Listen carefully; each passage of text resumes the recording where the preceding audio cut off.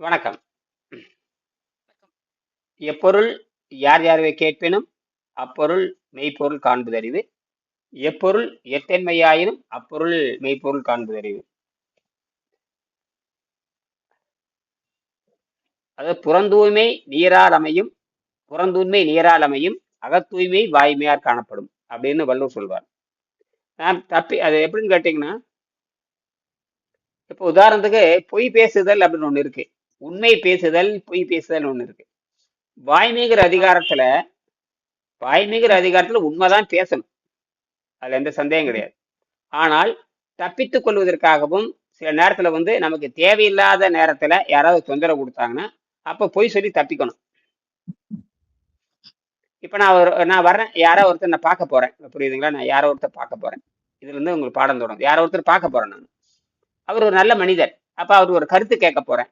கருத்து கேட்க வரப்ப அவர் என்ன சொல்றாருன்னா, அவர் ஏதோ ஒரு உணவு அருந்திட்டு இருக்காரு. நான் அவரை பார்க்க போறது அவர் கருத்து கேட்கறதுக்காக போறேன். அப்ப சாப்பிடும்போது வாங்க சாப்பிடலாம் அப்படிங்கிறாரு இல்லையா? வாங்க சாப்பிடலாம் அப்படின்னு. நான் சொல்றேன், இல்லைங்க இப்பதான் நான் சாப்பிட்டு வந்தேன்.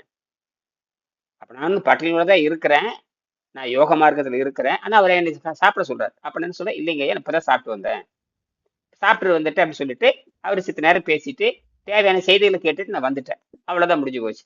இது என்ன நடந்திருக்குன்னு கேட்டீங்கன்னா, அவருக்கு செலவு வைக்கக்கூடாது என்பதற்காகவும் நான் உள்ளத்தில் அளவு நான் போய் சொல்லவே இல்லை, வாய் அளவு சொல்லியிருக்கேன். அவரு சாப்பிட்றாரு, எனக்கு அது சாப்பாடு பழக்கம் இல்லை, எனக்கு அது தேவையும் இல்லை, அவருடைய கருத்து தான் எனக்கு தேவை. அந்த கருத்து கேட்க போறப்போ அவர் ஒரு வேலை செஞ்சுட்டு இருக்காரு. அப்போ அவர் உணவு வேலையில் இருக்கிறப்போ நான் போகும்பொழுது சாப்பிடுங்கன்னு சொல்லும்போது இல்லை நான் இப்பதான் சாப்பிட்டுட்டு வந்தேன். இது உள்ளத்தளவு சொல்லவே இல்லை, வாயளவுல சொல்லியிருக்கேன். அந்த கருத்து கேட்டு திருப்பி வந்துடுறேன். இதுதான் பொய். அதுக்காக நான் ஒரு 10 ரூபா திருடிட்டேன், அந்த திருடலின்னு சொல்லக்கூடாது. அது வேற. 10 ரூபா நான் திருடிட்டேன்னா, இந்த உண்மையால நான் திருடிட்டேன் மன்னிச்சுக்கோ அப்படின்னு திருப்பி கொடுக்கணும். அல்லது பொய் சொல்லக்கூடாது. அதுதான் என்ன சொல்றாருன்னா, வள்ளுவர் சொல்லுவாரு, புறங்கூறி பொய்த்து உயிர் வாழ்தலின். புறம் கூறி பிறர் கேவலமா பேசுறது, புறம்பா பேசுறது, புறங்கூறி பொய்த்து உயிர் வாழ்தலின் சாதல் அறங்கூறும் ஆக்கம் தருண்டார். இந்த புறங்கூறி உயிர் வாழ்றதை விட செத்து போறது சமம்ங்கிறார். அதே நேரத்துல பொய்யே பேசக்கூடாதுன்னு வள்ளுவர் சொல்றார். பொய்யே பேசக்கூடாதுங்கிறது தான் சொல்லுவார். அதாவது பொய்மையும் வாய்மை இடத்த குறைதீர்ந்த நன்மை பயக்கும் எனுங்கிறார். பொய்மையும் வாய்மை இடத்த குறைதீர்ந்த நன்மை பயக்கும் எனும். குறைதீர்ந்த நன்மை பயக்கும் எனின் பொய் சொல்லலாம்னு சொல்லுவாரு. அப்ப அப்படின்னா அப்படி கிடையவே கிடையாது, தவறு. அவர் என்ன சொல்றாருன்னு கேட்டீங்கன்னா, இப்போ அத்தைக்கு மீச முளைத்தால் சித்தப்பா, அத்தைக்கு மீச முளைத்தால் சித்தப்பான்னு சொல்லுவாங்க. அத்தைக்கு மீச முளைத்தா சித்தப்பான்னு சொல்லுவாங்க அப்படின்னு ஒரு கதை. ஆனால் அத்தைக்கு நிச்சயமா மீச முளைக்க போறதும் இல்லை, அவங்க சித்தப்பா ஆக போறதும் இல்லை. ஆக இப்ப இங்கதான் சொல்லணும். அப்ப இந்த உண்மை கருதி தான் நாம அந்த உண்மைகளே நாம் பேசணும், பொய் பேசணும். இப்ப பொய் எப்பவுமே நன்மை தரவே தராது. இப்ப நான் சந்திக்க போனது, அந்த பெரியவர் சந்திக்க போறேன். அவர் என்கிட்ட ஒரு கேள்வி கேட்கிறாரு, நானும் ஒரு கேள்வி கேட்கிறேன். அந்த பதில் தெரிஞ்சுட்டு வந்துடுறேன், நான் என்ற வேலையை பார்த்துறேன். அப்போ அந்த நேரத்துல நமக்கு வேலை கிடக்கூடாது, அவருக்கு வேலை வைக்க கூடாதுங்கிற சொல்லிட்டு வந்தார். அதனால இந்த உள்ளத்தளவுல நான் சொல்லவே இல்லை, வாயால சொல்லிட்டு வந்திருக்கேன். இதுதான் அந்த நன்மை. அப்போ இந்த மனதை பற்றி பேசுகிறது மனம் 5. இப்ப நீங்க மனதுன்னு சொல்றீங்க இல்லையா, மனம் 5. மனம் இது வரைக்கும் 3 அப்படின்னு தான் பெரும்பாலும் நினைக்கிறாங்க. ஆழ்நிலை, மேல்நிலை, நடுநிலை, ஆழ்நிலைன்னு 3 பிரிக்கிறாங்க. ஆனால் உண்மையாலுமே மனம் 5. இப்போ ஆஸ்திரிய நாட்டு விஞ்ஞானி, அவர் பேர் சிக்மண்ட் பிராய்டு. அவரை வச்சுதான் சிக்மண்ட் பிராய்டுன்னு ஒரு பெரிய விஞ்ஞானி, ஆஸ்திரிய நாட்டை சேர்ந்தவர். அவர் தான் மனம்னு ஒண்ணு இருக்கிறது என்று வெள்ளைக்காரனுக்கு புரிய வச்சார். மனம்னு ஒண்ணு இருக்குதுன்னா இந்த வெள்ளைக்காரனுக்கு தெரியாது. வெள்ளைக்காரனுடைய அறிவே ரொம்ப ஞான சூன்யம், அறிவே இல்லாத ஒரு ஜென்மம் தான் வெள்ளைக்காரனுக்கு. அவன் அறிவே இல்லாத ஒரு ஜென்மம் தான் அந்த வெள்ளைக்காரனுக்கு. அவனுங்களை எடுத்துக்கொண்ட அரைகுறை அறிவு காரணமே நாமளும் அந்த வெள்ளைக்காரன் கல்வி படிச்சிருக்கிறோம். என்ன படிச்சிருக்கோம்? அகர முதல் எழுத்தெல்லாம் ஆதி பகவன் முதற்றே உலகம்னு சொல்லி 2 மதிப்பெண் வாங்கணும். இந்த 2 மதிப்பெண் வாங்குறதுக்கு தான் நாம திருக்குறள் படிச்சுமே தவிர வேற எந்த நோக்கமும் இல்லை. ஆனால் நாம படிக்க வேண்டியது இந்த திருக்குறள் தான். ஆனால் படிக்க தவறியதும் இதுதான். அது காரணம் 2000 ஆண்டு ஆகிப்போச்சு. திருக்குறளை வந்து பல பேர் ஆராய்ச்சி பண்ணாம தப்பு தப்பா எழுதி வச்சுட்டு போயிருக்காங்க. அதனாலதான் வெங்கடேசன் வந்து கடுமையான குற்றவாளியா மாறினார். உடம்பு குற்றமாயி போச்சு. அவர் வந்து கடுமையான நோயாளியா மாறினார். மரண இனி வந்தால் ஐந்து நிலை ஆமா 5 நிலை மனம்ன்றீங்க இல்லையா? ஆமா ஆமா மனம் 5. ஆமா 5 மனம், அதாவது சிதறுண்ட மனம். முதல்ல வந்து சிதறுண்ட மனம், முதல் நிலை சிதறுண்ட மனம். சிதறுண்ட மனத்துக்கு வந்து என்ன தன்மைன்னு கேட்டீங்கன்னா, அது பிறவி நிலை. சிதறுண்ட மனம், அதுக்கு என்ன அர்த்தம்னு கேட்டு பிறவி நிலை, பிறவில ஏற்பட்ட நிலை. அதுக்கு பொருள் தேடும் வடிவம். பொருள் தேடிட்டே போயிட்டு இருக்கோம். இன்ப துன்பம் மாறி மாறி வரும். சிதறுண்ட நிலை 3மே அதுக்கு இருக்கும். பொருள் தேடுகின்ற வடிவம், சிதறுண்ட வடிவம், அப்புறம் வந்து இன்ப துன்பத்துக்கு ஆட்பட்டுட்டே இருக்கும். இதுதான் பிறவி நிலை. இப்ப பொருள் தேடி வடிவம் வந்து எல்லாமே இன்ப துன்பம் மாறி மாறி வந்துகிட்டே இருக்கும். சிதறுண்டு கிடக்கும். இந்த பொருள் தேடலாம் என்னைக்கும் ஒண்ணு சேரவே முடியாது. அப்புறம் இதுதான் பிறவி நிலைன்னு பேரு. பிறவி நிலைன்னா கேவலமான நிலைன்னு அர்த்தம். 2வது பாத்தீங்கன்னா மந்த நிலை. என்னது? மந்த நிலை. மந்த நிலை 94ஆம் பக்கம். 94ஆம் பக்கத்துல இருக்கு பாருங்க. 94.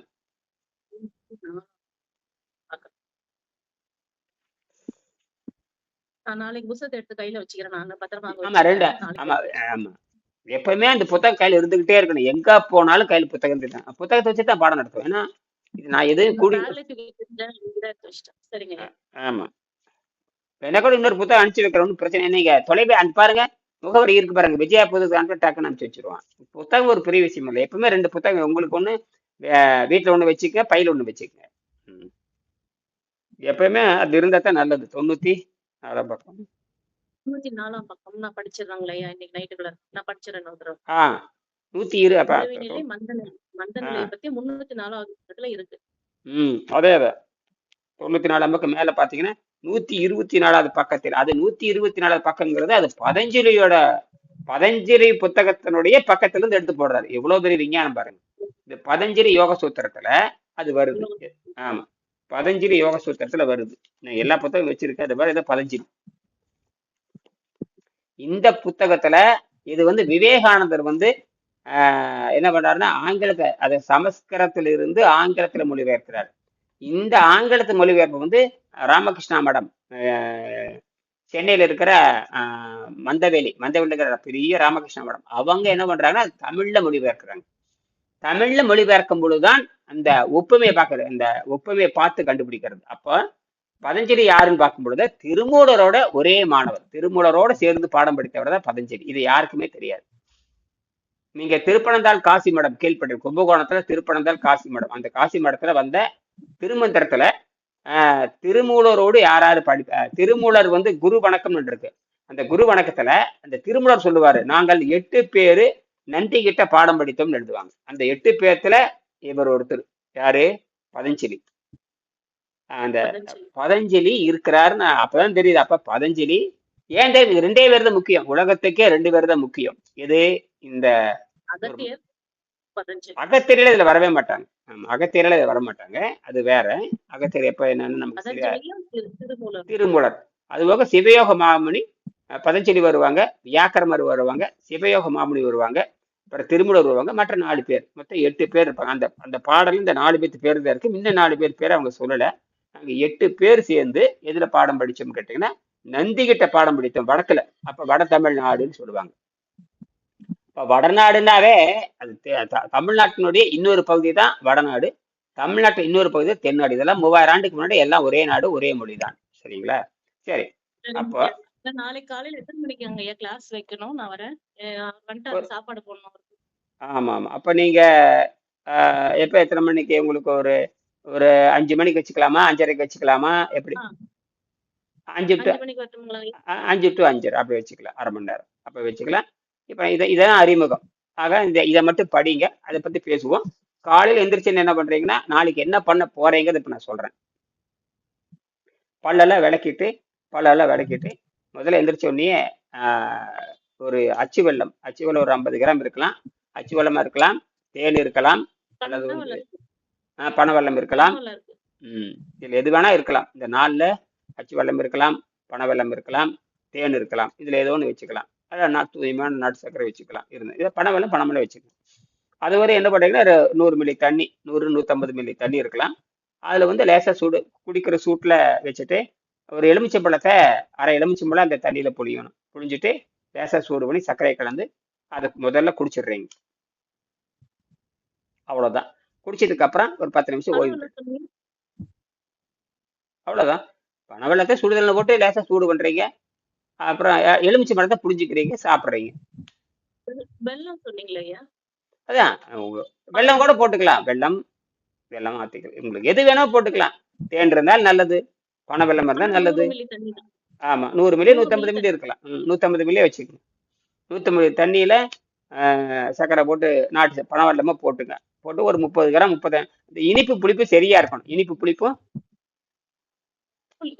லெமன் எவ்வளவு புரிஞ்சுக்க? பாதி லெமன் பாதி லெமன், பாதி எலுமிச்சம்பழம் புரிஞ்சாவே அந்த சர்க்கரை இனிப்பு சேர்த்துக்கு ஒரு தேனோ அல்லது பனங்கருப்பட்டியோ அல்லது பனங்கருப்பே வச்சுங்க. பனங்கருப்பு ரொம்ப நல்லது. பனங்கருப்பே நிறைய வாங்கி வச்சுக்கங்க. சரி. அப்ப ஆமாம், அதை வந்து சாப்பிடும்போது இனிப்பும் புளிப்பும் சமமா இருக்கணும். நல்ல அப்பதான் வந்து 5:30 கிளாஸுக்கு வர்றதுக்கு முன்னாடி இதை முடிச்சிட்டு வாங்க. எடையை பார்த்துக்குங்க. அப்ப எடையை பார்த்துக்குங்க. சரியா? 65. சரி, அது எழுதிக்கங்க. அது நாட்குறிப்புல எழுதிக்கங்க. 365 நாட்குறிப்புல எழுதிக்கங்க. சரியா? அப்ப நீங்க நீங்க ஒரு வருட மாணவரா சேர்ந்துக்குங்க. நீங்க இன்னும் உங்களுக்கு 12 மாசம் டைம் இருக்கு. ஒன்றும் பிரச்சனை இல்லை. ஏன்னா இது வந்து நோக்கம் வந்து மாணவரா சேர்த்துறதா நோக்கம். அதனால உங்களுக்கு ஒன்றும் பணம் ஒரு பிரச்சனையே இல்லை. புரியுதுங்களா? நான் நிறைய பேர் சேர்த்துருக்காங்க. நான் ஒரு வருஷத்து மாணவரே சேர்ந்துட்டு ஒரு 50 ரூபாய் கட்டிட்டு மிச்சம் 50 ரூபாய் 12 மாசம் டைம் எடுத்துக்கலாம். எல்லாம் யார் சேர முடியும்? இருக்கிறவங்க தான் சேர முடியும். எல்லாரும் சேர முடியாது. எனக்கு ஒரு 12 பேர் உறுதியா கொண்டு வந்துடணும். கொண்டு வந்துட்டேன்னு வச்சுக்கோங்க, இந்த 12 பேர்த்தை வச்சே நான் வந்து உலகத்தை மாற்ற முடியும் என்னால். அப்ப நான் அதுக்கப்புறம் இந்த அறிவியல் கண்டுபிடிச்சிருக்கேன். இதை யாரும் அடிச்சுக்க முடியாதுங்க. நியூக்ளியர் பிசிக்ஸ்ல கண்டுபிடிச்சிருக்கேன். அட்டாமிக் பிசிக்ஸ் 10 ரூபா செலவுல கண்டுபிடிச்சேன். எவ்வளவுங்க? வெறும் 10 ரூபா செலவுல. இதை வச்சு எங்க வீட்டுக்காரர் இருக்கிறேன். அட்டாமிக் பிசிக்ஸ்ல நான் வந்து அவரு ராஜீவ் காந்தி ப்ரொஃபசர் முரளிதரன் அந்த வீடியோ அனுப்புறேன் பாருங்க. என்ன பேசியிருக்காரு பாருங்க. அவர் புரிஞ்சுட்ட. கடைசி முதல் ஆரம்பத்துல ஒரு 10 நிமிஷம் தடுமாறினா அப்புறம் போக கேள்வி கேட்டார். நான் சொல்லிட்டேன் படப்படணும். இது வந்து அட்டாமிக் பிசிக்ஸ்ல வந்து நியூட்ரோ parotta magnetic சிஸ்டம்னு கண்டுபிடிச்சிருக்கான். நியூட்ரோ parotta magnetic system தான் வேலை செய்யும். வேற எதுலையும் வேலை செய்யாது. பாருங்க, இப்ப தண்ணி இருக்குதுங்கிட்ட தண்ணியில போட்டா இது பேட்டரிஸ் ஆகாது. எந்த சர்க்கியூட் உலகத்துல எந்த சர்க்கியூட்டும் தண்ணியில போடக்கூடாது. எந்த சர்க்கியூட்டையும் தண்ணியில போடக்கூடாது. ஏன்னா இது வந்து இது எலக்ட்ரானே கிடையாது. There is no electron, only proton neutron effect புதுசாக கண்டுபிடிச்சிருக்கேன். பேட்டன்ட் ரெஜிஸ்டர் பண்ணிட்டேன். Patent registered. இங்கிலாந்துல பண்ணியிருக்கேன். என் பொண்ணு இங்கிலாந்துல முதல்ல ட்ரையல் பார்த்துட்டாங்க. முதல்ல அவங்க வந்து அஸ்ட்ரோபிசிக்ஸ் படிக்கிறாங்க. அஸ்ட்ரோபிசிக்ஸ் அந்த டிபார்ட்மெண்ட் காமிச்சிட்டாங்க. அவங்க என்ன ரெக்கமெண்ட் பண்ணியிருக்காங்க, நீங்க உடனே எலக்ட்ரானிக் டிபார்ட்மெண்ட் போங்க, எனக்கு எலக்ட்ரானிக் நமக்கு தெரியாது, நீங்க அங்க போக ரெக்கமெண்ட் பண்ணியிருக்காங்க. அடுத்து அவங்க எலக்ட்ரானிக்ஸ் போறாங்க. அங்க உடனே போய் ஆசிரியர் சந்திக்க முடியாது. யாரையும் போய் உடனே சந்திக்க முடியாது. ஃபார்மாலிட்டியில பயங்கரமா இருக்கு பாருங்க. சரி, இப்ப நான் முடிச்சுக்கிறேன். காலையில நான் உங்களுக்கு 5 to 5:30 தயாராகிக்கணும். கூப்பிடுறேன். சரிங்களா? 5 to 5:30 கூப்பிடுவேன். தயாராகிக்கணும். ஒரு அரை மணி நேரம் தான். சரி, நன்றி. வணக்கம்.